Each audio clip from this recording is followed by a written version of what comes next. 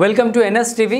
నేను రాజీవ్. ముందుగా హెడ్లైన్స్ చూద్దాం. కర్నూలు జిల్లా ఆదోని వైఎస్ఆర్సీపీ పార్టీ కార్యాలయం నందు సూపర్ 6 పథకాలపై స్పందించిన మాజీ ఎమ్మెల్యే సాయి ప్రసాద్ రెడ్డి ఉత్తెత్తి మాటలు చెప్పి ప్రజలను మోసం చేసే ప్రయత్నాలు చేస్తున్న చంద్రబాబు నాయుడు, జగన్ రెడ్డి డెవలప్మెంట్ చేస్తూ అభివృద్ధి చేసుకుంటూ వచ్చారు. చంద్రబాబు నాయుడు కేవలం అమరావతి డెవలప్మెంట్ చేయాలనే ప్రయత్నంలో ఉన్నారు. 1,00,000 కోట్లైనా పెట్టి అమరావతి డెవలప్ చేయాలనే ప్రయత్నంలో చంద్రబాబు నాయుడు ఉన్నారు అంటూ మాజీ ఎమ్మెల్యే సాయి ప్రసాద్ రెడ్డి తెలిపారు.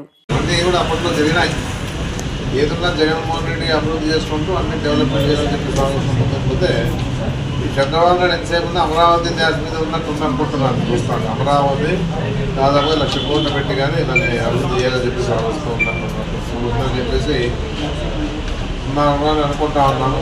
ఏదన్నా ఇలాంటివన్నీ గుర్తు తావేలిచ్చి ప్రజలను పంపబెట్టినాడు కాబట్టి మేమంతా వ్యతిరేకిస్తూ ఉన్నాం. ఏదన్నా పేద బడుగు పడిన వర్గాలు కూడా వీటి మీద ఆధారపడిన వాళ్ళు చాలామంది ఉన్నారు. పిల్లల భవిష్యత్తు కూడా వీటి మీద ఆధారపడి ఉంది. అలాంటి పరిస్థితిలో ప్రజలు ఆలోచన చేసుకోవాలా. జగన్మోహన్ రెడ్డి గారు అదే ఆలోచనతో మార్చేది.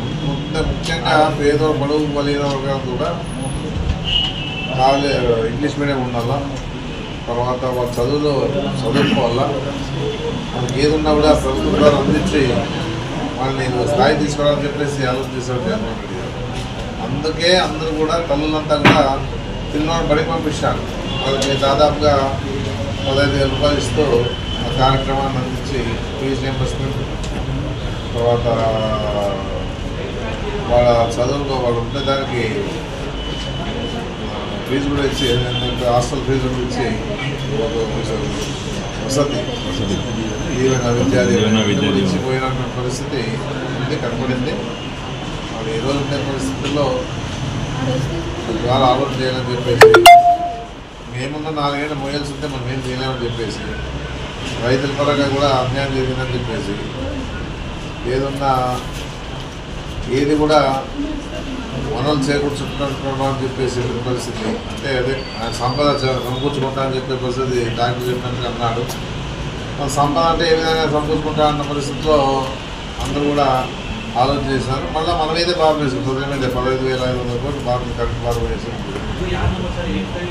ఈ విధంగా ఈరోజు ఈ రాష్ట్రంలో మళ్ళా ప్రజల మీదే బడుగు బలహీన వర్గాల మీద ప్రజల మీద భారం వేస్తూ ఈరోజు ముందు పోతా ఉన్న పరిస్థితి. ఒక పైసా కరెంట్ ఛార్జెస్ పెంచాలి, అట్లా అది తగ్గిస్తాను ఇంకా అని చెప్పేసి, అలాంటిది పెంచుకుంటూ పోయే పరిస్థితిగా ప్రజలు గమనిస్తారని చెప్పేసి కోరుతా ఉన్నాను. నిత్యావసర సరుకులు రేట్లు పెరిగినాయి.